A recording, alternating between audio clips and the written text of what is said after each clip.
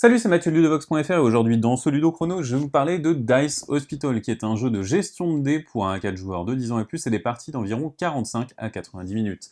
Dans Dice Hospital, vous allez incarner un directeur d'hôpital et vous allez essayer de soigner les patients qui sont dans votre hôpital au mieux, parce que vous voulez tout simplement qu'ils s'en sortent. Alors les patients sont représentés par des dés à 6 faces, et pour les soigner, vous devez faire en sorte que leur valeur atteigne ou dépasse 6. En revanche, si la valeur d'un patient devrait descendre en dessous de 1, eh bien ce patient décède et vous allez perdre des points de victoire. Le but sera donc d'accumuler le plus de points de victoire au cours des 8 manches que va durer la partie. À ce terme, si vous avez le plus grand score, vous remportez la partie. Donc, on va commencer tous avec notre plateau hôpital, 3 infirmières et également des patients qui vont être tirés du sac. Et voilà, nous sommes prêts à jouer. Chaque manche va se séparer en 6 phases. La phase d'admission des patients, la phase d'amélioration de notre hôpital où on va récupérer de nouvelles tuiles qu'on va accoler à notre hôpital ou des spécialistes qui vont être de la main-d'œuvre supplémentaire avec des pouvoirs spéciaux. On va ensuite activer les salles de notre hôpital, vérifier tous les patients que nous avons négligés, dont l'état va se détériorer. Ensuite, on va gagner les points de victoire pour les patients qu'on aura réussi à faire sortir, et enfin on se préparera pour la manche suivante. Alors, tout d'abord, on va admettre des patients. Pour admettre des patients, on va choisir une ambulance qu'on va placer donc dans nos chambres, mais avant, il faut remplir ces ambulances en jetant des dés. Ces dés vont être classés par ordre croissant sur les ambulances, et vous allez pouvoir choisir, en partant du premier joueur, vous allez pouvoir choisir votre ambulance. Cette ambulance va déterminer la sévérité de l'état de vos patients, mais également votre ordre dans le tour. Donc si vous prenez des patients qui sont vraiment dans des états critiques, vous allez avoir la possibilité de choisir votre amélioration en premier, et donc potentiellement de faire plus de combinaisons intéressantes avec vos spécialistes et avec vos salles. Et si vous êtes celui qui a choisi l'ambulance la plus basse au terme de cette phase, eh bien vous avez la possibilité de récupérer une poche de sang qui est un petit bonus que je vous expliquerai après. Admettons que j'ai récupéré cette ambulance-là, que chaque joueur ait récupéré une ambulance, eh bien on va pouvoir passer à la deuxième phase, la phase d'amélioration. En partant donc du joueur qui a l'ambulance la plus basse, chaque joueur va choisir soit une amélioration, une extension de son hôpital, avec une tuile qu'il va tout simplement accoler à son hôpital comme ceci, ou alors un spécialiste qui va être représenté par une carte et par le meeple de la couleur associée. Par exemple ici ce radiologue. Une fois que chaque joueur a choisi son amélioration, c'est la fin de cette phase, on peut passer à l'activation des salles. Alors les salles de notre hôpital ont un fonctionnement globalement assez simple. On va pouvoir placer un membre de personnel de notre hôpital sur une salle pour l'activer.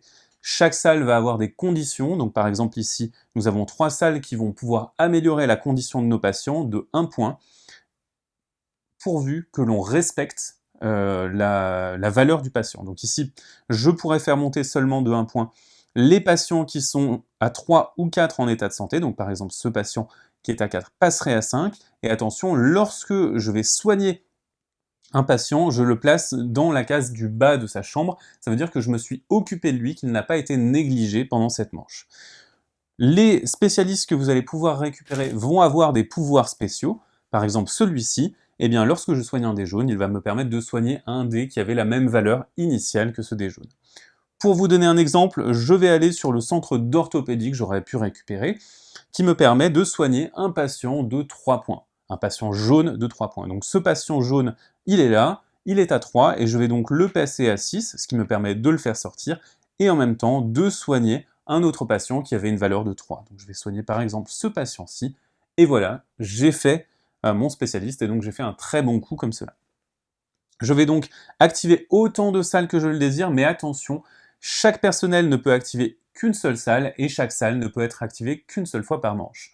Une fois que tous les joueurs sont satisfaits, on peut passer à la phase suivante, qui est la phase des patients négligés. Si jamais vous avez omis de soigner certains patients, si les patients sont sur l'emplacement du haut, eh bien leur valeur va descendre de 1 point tout simplement.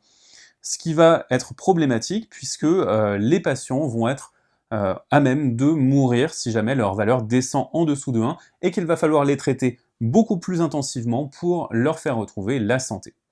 Une fois que tous les joueurs ont fait ça, on va pouvoir marquer des points pour les patients qui sont sortants. En fonction du nombre de patients que vous aurez fait sortir ce tour-ci, vous allez marquer un certain nombre de points ici sur l'échelle de score. sachant que votre carte de directeur d'hôpital pourra vous amener des façons différentes de marquer des points.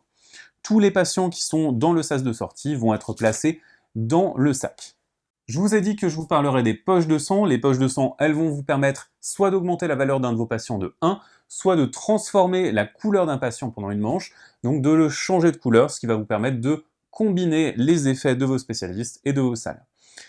Lorsqu'un patient meurt, que ça soit parce que votre hôpital est plein et que vous deviez admettre d'autres patients, ou alors parce que sa valeur descend en dessous de 1, vous replacez le dé dans le sac et vous récupérez un jeton mort que vous mettez à la morgue. Ce sont des points négatifs en fin de partie.